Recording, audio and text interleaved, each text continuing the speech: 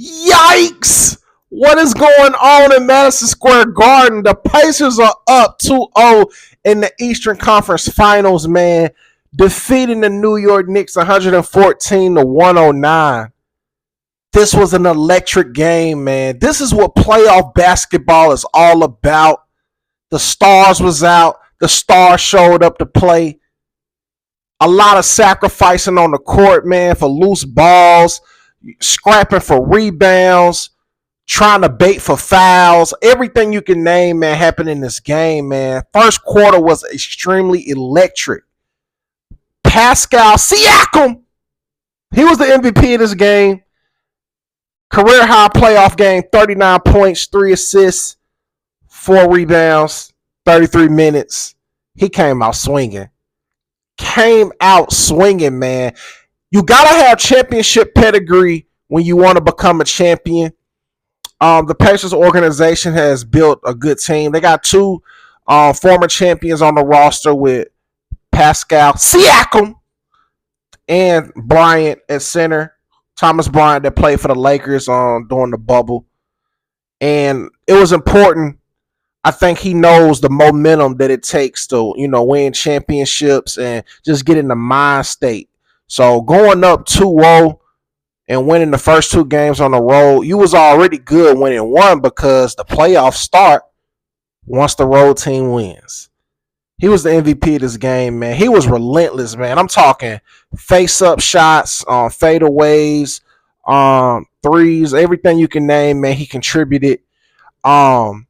This first quarter, man, there was a lot of back and forth, man, and they started off, Pacers I'm speaking on. The Pacers started off on fire, sort of cooled down. Knicks ended up winning the first quarter, 26-24. Thing about it was Jalen Brunson, man.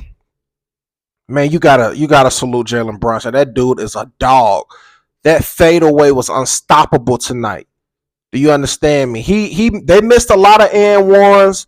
There was a lot of fouls I felt like should have been called, but they just let him play. It was a lot of physical play, man. The guy from the Pacers, man, who hit all the threes, Aaron Nesmith, was guarding Bronson a lot in this game.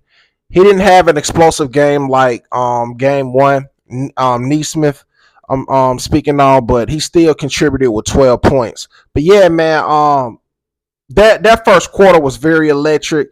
Really, the whole first half. Second quarter, it was a lot of runs.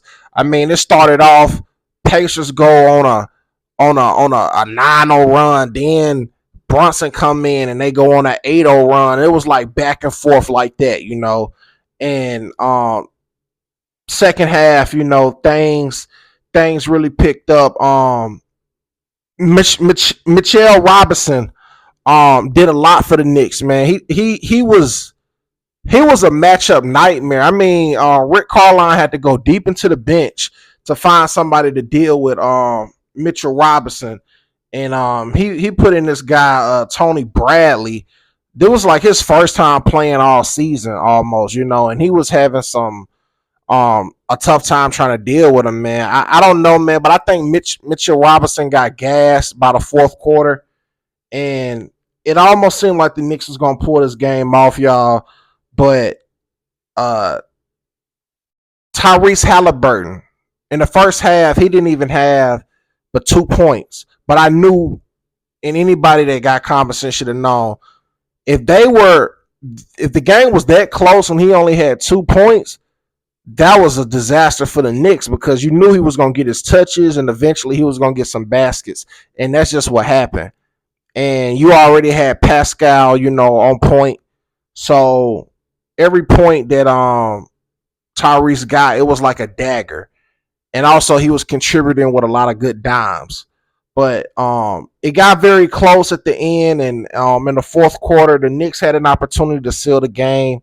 I felt like Jalen Brunson, I think who was at the free throw line, and they got up by like 3.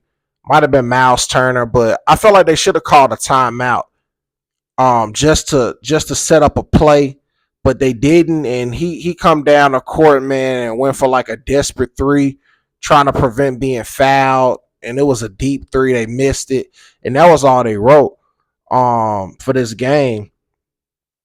There was definitely some missed foul calls in the fourth quarter for the Knicks, but I mean it was just a physical game, man. It could have went both ways. Because they were dead even with free throw attempts, 21 apiece. But it's still, when you rewatch the game, man, you'll know like just certain calls, man, that didn't go their way. But they just, I like how they allowed them to play. I'm very concerned that if the Knicks don't win, I really feel like the Knicks have to win both games on the road, because if they don't, this series is gonna end in 5. I really wanted to see the series go 7 games, but sometimes, man, certain plays, man, just define a series. And I think in game 1, how they gave that game up, and the Pacers was able to steal it. Games like that, I don't think you can recover from. Just my opinion. But this was one hell of a game, though. If you didn't watch this game, man, you missed another classic. I could watch this all series. There's no way the NBA Finals is going to be better than the Pacers versus the Knicks. So yeah, man. Story of this game, man, is for the Pacers. Pascal Siakam showed up big time with an MVP performance, man. They up 2-0, man, and they looking to create a healthy distance come game 3 and create separation to advance to the Eastern Conference Finals, man. Because if they go up 3-0, it's definitely a wrap. If you made this far to the video, I want to say thank you for watching. Please subscribe to the God Level Genius YouTube channel and hit that notification bell. I am James Vergado, and as always, be God Level. The genius is in you. God Level Genius.